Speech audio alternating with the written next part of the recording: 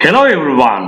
අද දවසේදී අපි කතා කරන්නේ මේ සහ might එදිනෙදා කතා බහේදී කොහොමද පාවිච්චි කරන්න කියලා.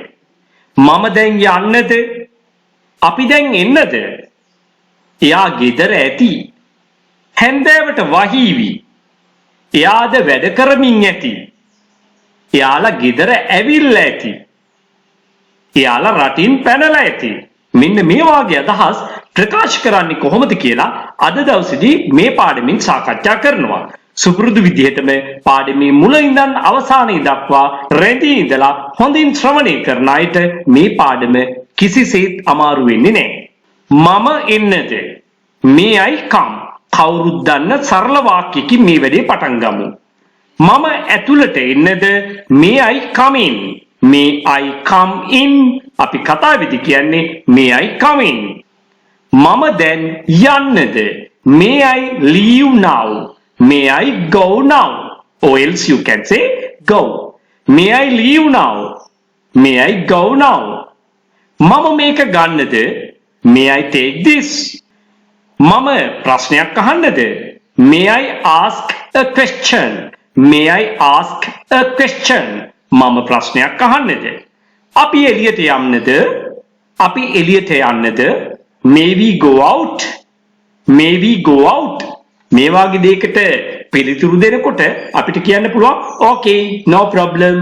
ඒ වගේම yes, you may.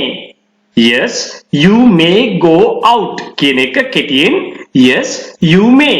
ඔය විදිහට උත්තර දෙන්න පුළුවන්. මෙන්න මේ වගේ අවස්ථාවලදී මේ පාවිච්චි කරන්න සිද්ධ වෙනවා. May the triple gem bless you. ඔබට ත්‍රිවිධ රත්නේ පිහිටයි. ඔබට දීර්ඝායු වේවා. ඔබට දීර්ඝායු ලැබේවා. May you live long. මෙන්න මෙවැනි අවස්ථාවලදී අපි මේ පාවිච්චි කරනවා. ඒත් එක්කම අවිනිශ්චිත භාවය පෙන්වනකොට අපි පාවිච්චි කරනවා මේ එහෙම නැත්නම් එහි අතීතයේ වන might. හැන්දෑවට වහීවි. It may rain in the evening, or else you can say it might rain in the evening. It's possible that it will rain in the evening. හැන්දෑවේ වහී කියලා අන්න එහෙම වහින්න අවස්ථාවක් තියෙනවා, හැකියාවක් තියෙනවා, එහෙම වෙන්න පුළුවන්. It may rain, or else you can say it might rain in the evening.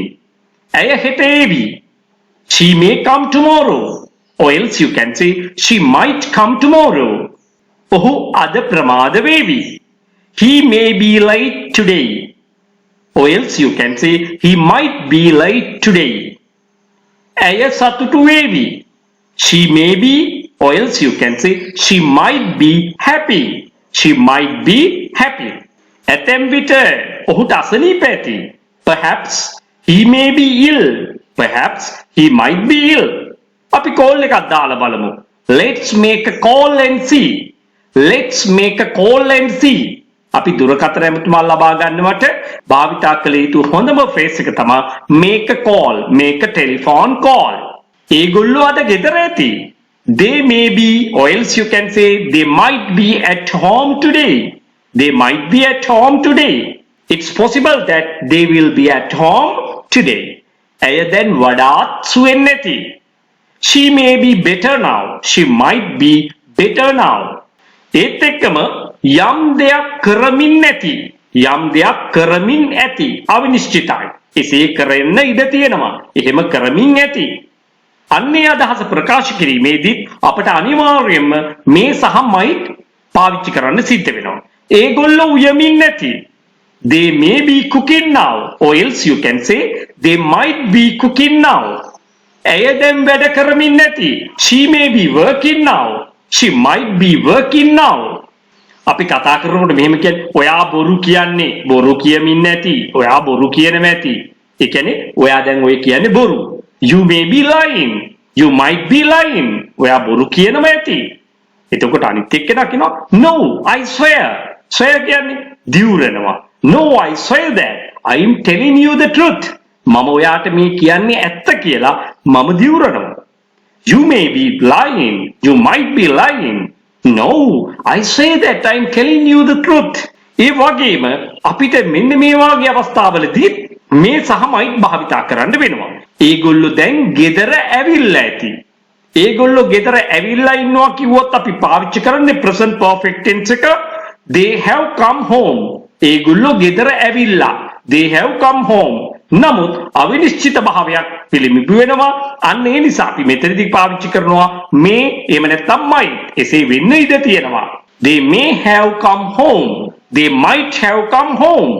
ඇය එළියට ගිහිල්ලා ඇති. she may have gone out. or else you can say she might have gone out. ඒගොල්ලෝ මේ වන විට රටින් පැනලා ඇති. they may have fled the country by now. they might have fled, or else you can say escaped the country by now. flee, fled, fled. පලා යනවා flee. නමුත් flee කියලා තව වචනයක් තියෙනවා. FLEA flee කියන්නේ බලු මැක්කා. මැක්කට කියන්නේ flee. ඉතින් මෙන්න මේ විදිහට මේ සහ might භාවිතා කරමින් ඔයාට ඉංග්‍රීසි කතා කරන්න පුළුවන්. ඉතින් ඔයා මගේ නේවාසික පුහුණු කඳුරු වලට එහෙම නැත්නම් ඔන්ලයින් පන්ති වලට සම්බන්ධ වෙන්න ඇතුළත් වෙන්න කැමති නම් 071 22 දැන්ම WhatsApp පණිවිඩයක් යොමු කරන්න. එහෙමනම් යලිත් ඉක්මනින්ම හමු වීමේ බලාපොරොත්තුෙන් මා ඔබෙන් සමු ගන්නවා. So thank you everyone. Bye for now.